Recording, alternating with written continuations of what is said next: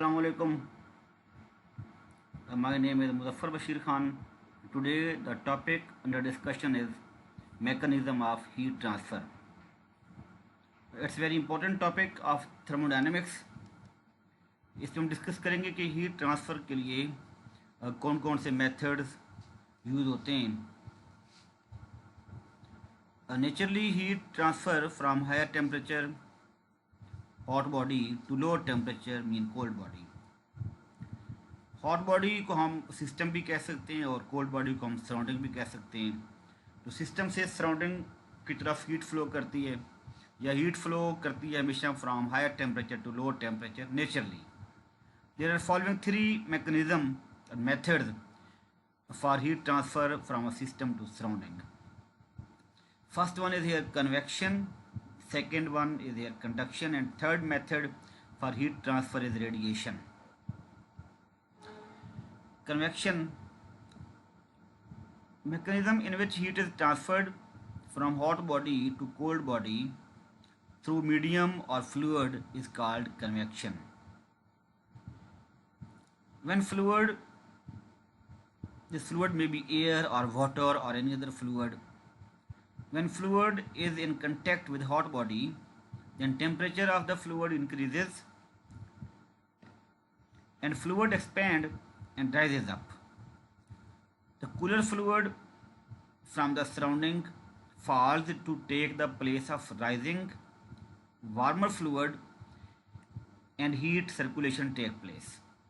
होता ये है इसमें कि जब कोई सिस्टम आपके पास है उसका टेम्परेचर ज़्यादा होता है, उसको हम as a hot body treat कर रहे हैं, तो उसके साथ कोई अगर फ्लूइड इन कांटेक्ट है तो फ्लूइड का भी टेम्परेचर बढ़ता है. उस फ्लूइड का टेम्परेचर बढ़ने से फ्लूइड एक्सपैंड होता है और वो फ्लूइड राइज अप होगा. जब राइज अप होगा तो जो राइज अप होने से जो स्पेस क्रिएट होगी उस स्पेस को फिलअप करने के लिए सराउंडिंग वाला फ्लूइड फॉल करेगा, उस स्पेस पे आएगा जो स्पेस पैदा हुई है वार्मर फ्लूइड के राइज अप होने से. वार्मर फ्लूइड राइज करेगा, उसकी जगह पे कूलर फ्लूइड साइड से नीचे आएगा और फिर वो इसी तरह हीट अब्जॉर्ब करके दोबारा राइज अप होगा. इस तरह फ्लूइड के राइज अप होने से और फिर कूलर फ्लूइड के उसकी जगह पे आने से फ्लूइड की अगेन एंड अगेन सर्कुलेशन से हीट की सर्कुलेशन टेक प्लेस होगी, पैदा होगी, हीट की सर्कुलेशन वाक़ होगी. इसकी एक मेन एग्जांपल हमारे पास है atmospheric convection place a fundamental role in determining the global climate pattern. ये जो आंधियाँ आती हैं गर्मियों में, या अगर आप लोग किसी बर्तन में पानी को गर्म करें या दूध को गर्म करें तो वो फ्लूइड जो होता है वो हीट अप होकर ऊपर जाता है, जिसको बॉइलिंग भी कह सकते हैं, और फिर उसके आसपास वाले जो दूसरे ठंडे मालिक्यूल थे वो नीचे आते हैं, जिससे हीट की सर्कुलेशन होती है फ्लूइड की मूवमेंट से.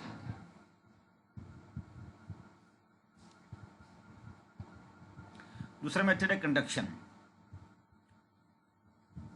The mechanism in which heat is transferred from one point two other point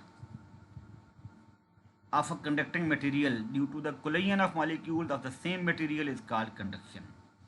अगर तो मटेरियल कंडक्टर है तो उस कंडक्टर के एक एंड को अगर आप हीट अप करते हैं तो दूसरे एंड तक हीट ट्रांसफ़र हो जाती है. इस कंडक्टिंग मटेरियल के मॉलिक्यूल की कोलिजन होती है आपस में. इस मॉलिक्यूल की कोलिजन से मॉलिक्यूल एनर्जी को ट्रांसफ़र करते हैं from higher temperature to lower temperature, from hot end to cold end. ये जो मैकेनिज्म है ना हीट के ट्रांसफ़र होने का, जिसमें मॉलिक्यूल की कोलिजन से हीट ट्रांसफ़र होती है from one point two other, this mechanism is called conduction. और ये कंडक्शन सिर्फ वहाँ हो सकती है जहाँ पे मटेरियल कंडक्टर हो, जैसे मेटल्स हैं.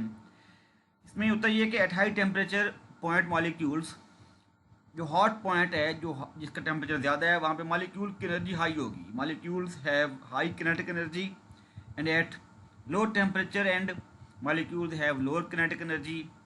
Due to temperature difference between the 2 points, molecule transfer energy from higher energy point to lower energy point. Molecule energy transfer करते हैं from hot end to cold end. When one end of a metal rod is placed in fire, after some time, other end of the rod becomes also hot due to conduction. इसकी बड़ी example ये कि अगर आपके पास कोई metal का बना हुआ बर्तन है, उसको आप किसी गर्म चीज़ में रखें, गर्म बर्तन में डालें, तो आफ्टर सम टाइम उसका जो हैंडल होगा वो भी, अगर उसका बना हुआ है मेटल का, तो वो भी हीट अप हो जाता है, उसको हाथ लगाना मुश्किल हो जाता है। हम कंडक्शन के लिए मैथमेटिकल ट्रीटमेंट डिस्कस करने जा रहे हैं। उसके लिए हम लोग एक स्लैब ले रहे हैं, जो कि होमोजीनियस स्लैब है। उस स्लैब का एरिया ए है, फेस एरिया, उसकी थिकनेस dx है, और एक एंड का टेम्परेचर T है और दूसरे एंड का टेम्परेचर T + dt है। टेम्परेचर डिफरेंस यहाँ पे पाया जाता है। Consider a slab of homogeneous material having thickness dx and face area A. One face is at temperature T and the other face is at temperature T + dt. Heat flows from higher temperature to lower temperature. Heat flowing per unit time is called rate of heat flow, जिसको हम करते हैं denote by H. H is equal to dq/dt, which is called rate of heat flow. The rate of heat flow depends upon following factors.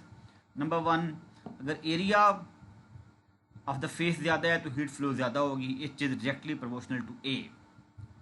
अगर temperature difference ज़्यादा है तो फिर भी रेट ऑफ हीट फ्लो ज़्यादा होगा, H is directly proportional to dt.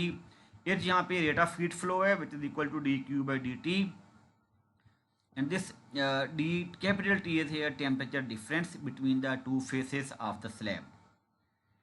H is directly proportional to 1/dx, or you can say H is inversely proportional to dx, और जो थिकनेस ज़्यादा होगी तो रेट ऑफ हीट फ्लो कम होगा, ज़्यादा time लगेगा। बड़ी कॉमन सेंस की बात है कि अगर कोई मटेरियल ज़्यादा थिक है और उसकी अगर थिकनेस ज़्यादा है तो फिर हीट फ्लो स्लोली होगी, उसका रेट ऑफ हीट फ्लो कम होगा।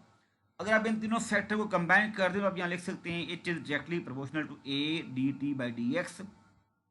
हम यहाँ एक कांस्टेंट लगा रहे हैं कि H is equal to here -k A dt/dx.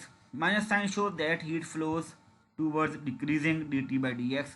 This term dt/dx is called temperature gradient, defined as change in temperature per unit distance or per unit thickness. This dt/dx is called temperature gradient, and minus sign यहाँ ये show कर रहा है कि heat flow होती है towards decreasing temperature. And K is here constant of proportionality called thermal conductivity,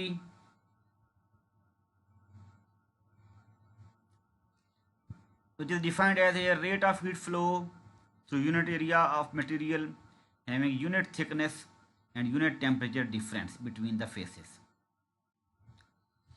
अगर आप इसका देखिए यूनिट, तो SI unit of thermal conductivity K is here joule per second per meter per Kelvin, और it is also equal to watt per meter per Kelvin. ऐसे material जिसके लिए K की वैल्यू लार्ज होती है तो वो गुड कंडक्टर्स होते हैं for heat and for electric current also.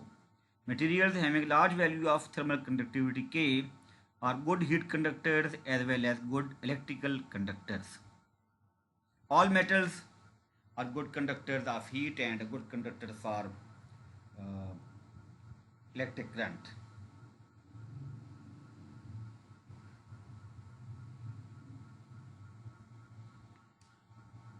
Next is air. इसमें देखिए इस फिगर में ये हीट फ्लो करने का मैकेनिज्म बताया जा रहा है.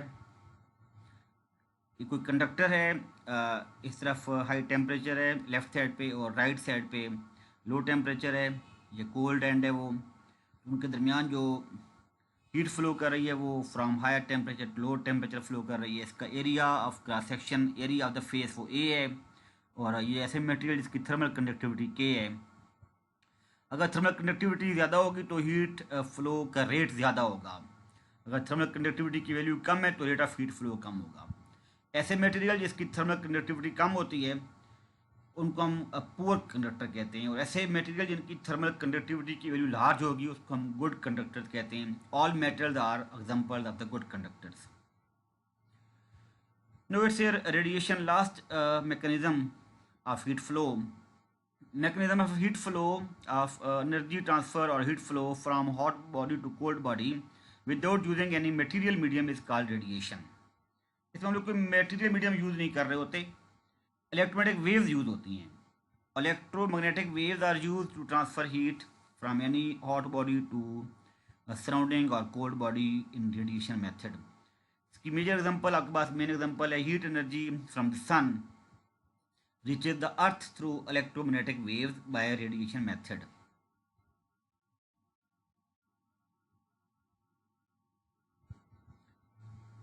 For radiation, Stefan Boltzmann law है हमारे पास। इस लॉ के मुताबिक ये कहा जाता है कि according to this law energy emitted और radiated per second is directly proportional to force power of its absolute temperature.